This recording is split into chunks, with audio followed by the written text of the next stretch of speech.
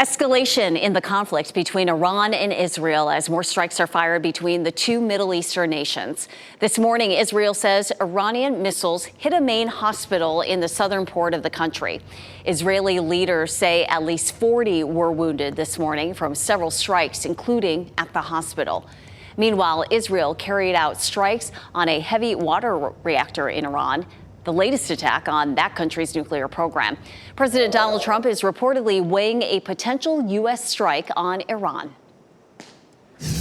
And those missiles and defense systems working overtime in that region. Certainly, Jeff Hogan here in the WRAL Live Center. And Renee, to your point, that hospital that was hit, the Israeli health minister said that crossed the red line. And this is dozens hurt there, extensive damage, no serious injuries, though. But the escalation of all this that is happening there right now after those strikes, Israel's defense minister blamed Iran's supreme leader and said the military has been instructed and knows that in order to achieve its goals, that man absolutely should not continue to exist.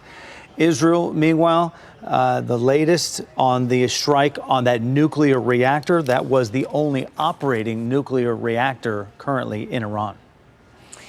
This morning, President Trump remains publicly undecided on whether to order the U.S. military to join Israel's bombardment of Iran. I may do it, I may not do it. Telling reporters late Wednesday he's made no final decision on U.S. strikes. I like to make the final decision 1 second before it's due, because things change.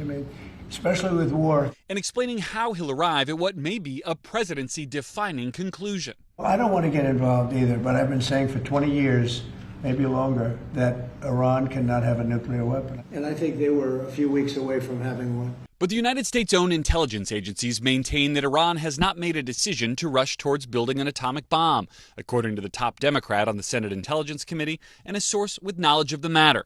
Overnight, Iran's deputy foreign minister responding to the prospect of an attack from the U.S. We will do whatever necessary to protect our people and our interests. We have no choice but to retaliate wherever we find the targets necessary to be acted upon. Israel's airstrikes on Iran have likely already set back the country's nuclear program by a few months, according to two sources with knowledge of the matter. The president huddling with advisors in the Situation Room for a second straight day, and earlier suggesting to reporters he'd given Iran an ultimatum and that the window for a negotiated peace was closing. Maybe you could call it the ultimate ultimatum, right?